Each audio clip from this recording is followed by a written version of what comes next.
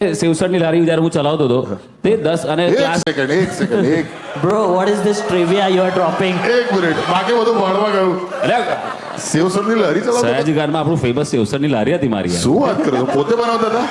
એટલે પોતે હું બનાવતો એટલે ઘરેથી બનાવી લાવતો ને હું ખાલી એની અંદર સેવ ને એ બધું નાખીને જે આપે ને એટલું જ અને પૈસા કારણ કે મારા પપ્પાની બાજુમાં ચાની લારી હા અને મારી આ